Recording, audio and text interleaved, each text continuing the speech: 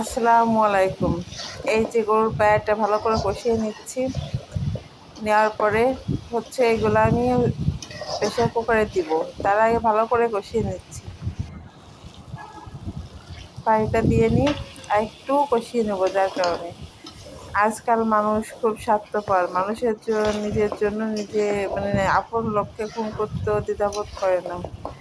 মানুষের বিবেক কোথাও কাজ করে না। যে যতই কোরআন হাদিসের কথা বলুক, আসল ইমানদার লোক পাওয়া খুব কষ্ট। কি আর বলবো, অনেকে যে মানুষের জীবন যে কতটাই যায়, সে নিজে ছাড়া কেউ বোঝে না।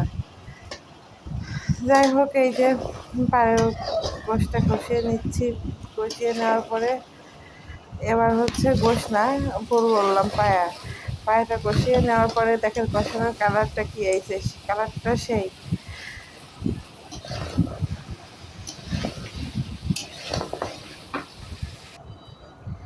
এবার প্রেশার কুকারে দিয়ে একটু গরম মশলার গুঁড়ো দিয়ে প্রেশার কুকারে মুখ ঢেকে দেবো। তার আগে গরম মশলার গুঁড়োগুলো ভালো করে নাড়িয়ে দিই। নাড়িয়ে না দিলে এগুলো তো উপরে দলা করে যাবে। মাংসের ঝোলের ভিতরে তার নিহারি ঝোলের ভিতরে তার কোনো অস্তিত্ব খুঁজে পাওয়া যাবে না। যাই হোক, এই যে জাল প্রায় শেষ, কারণ আমি এখন তাওয়ার পরে দিয়ে এইভাবে তাপটা দিব। বেশি জাল দেওয়ার প্রয়োজন নেই। আর এই যে আবার ওইভাবে তাপ দিয়ে দমে রেখে আবার পারফেক্টভাবে পায়া রান্না হয়ে গেছে। এই যে এখন প্রেশার কুকার থেকে কড়াই নাড়িয়ে নিলাম। এখন এইগুলো খাবো লুচি দিয়ে। এই যে আমি লুচি তৈরি করছি, এখন আমার ছেলে করবে, তাকে দিলাম। যাই হোক, মাসাল্লাহ খারাপ করছে না, আগে পরেও করছে, আমি খাইছি। ভালোই করে মোটামুটি, দেখতেই পাচ্ছেন। এই করতে করতে সেই সাইজের লুচি গড়েই ফেলবে। যাই হোক, লুচিগুলো ভেজে নেওয়ার পরে আমরা খেয়ে নেবো আর কি। তেলটা একটু কম গরম হয়েছিল প্রথমটা, তো যার কারণে একটু কম ফুলতেছিল। পরেরগুলো, যাই হোক, পরে যেগুলো বানাইছিলাম সেগুলো ভালোই ফুলছিল, কিন্তু আবার প্রথমে বুঝতে ভুল হয়েছিল, যে যার কারণে এরকম হয়ে গেছিলো। যাই হোক, সবসময় সবটা আমি পারফেক্ট পারি না, কখনো কখনো ভুল হয়। অনেকেই সব পারফেক্ট করতে পারে, কিন্তু আমার পারফেক্ট করা হয় না। যদি আমি চুলোর চালটা একটু বাড়িয়ে দিতাম, তাহলে কিন্তু আমার লুচিগুলো পারফেক্ট ভাজা হতো। কিন্তু আমি ভাবলাম কি, আজকে যেহেতু মেলানো তাওয়াতে আসতেছি, জোরে জাল দিলে উপরে আগুন উঠে যেতে পারে, এই জন্য। কিন্তু পরে পরে দিয়ে দেখি কি যে না, আর ওঠেনি। আমার প্রথম ভাবনাটা পুরোপুরি ভুল ছিল। যাই হোক, ভুল হোক আর ঠিক হোক, যেটা আল্লাহ করা হয় সেটাই করে।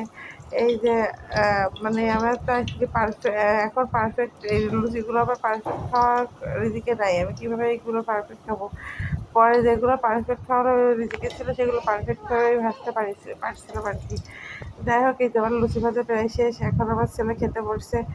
সে অনেক স্টাইল করে খাচ্ছে, আর আমি ভিডিও করছি দেখে এইভাবে চাবাচ্ছে। তার নিয়ে চাবা কেমন চাবাবি। আর এই যে পরের দিন সকালবেলা কিছু ফ্রিজে ভেজে যা ভাত ছিল, সেইগুলো দিলাম সে লুচি ভাজা তেলের ভিতরে ছেলে দিয়ে, পেঁয়াজ কুচি আর মরিচ কুচি দিয়ে, তার ভিতরে ডিম ভেঙে দিয়ে নাড়িয়ে চাড়িয়ে দিলাম। এখন আমি ফ্রিজ থেকে যে ভাতগুলো বের করছি, ওইগুলোর ভিতরে দিয়ে ভালো করে ভাজি করে দেবো।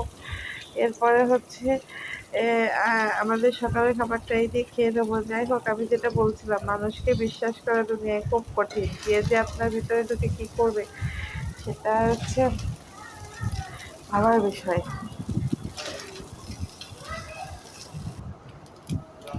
এই যে ভাত ভাজিগুলো হয়ে গেছে, এখন আমি এগুলো আমার ছেলেকে দিব এবং আমি খাবো। আজকের মতো আল্লাহ হাফেজ।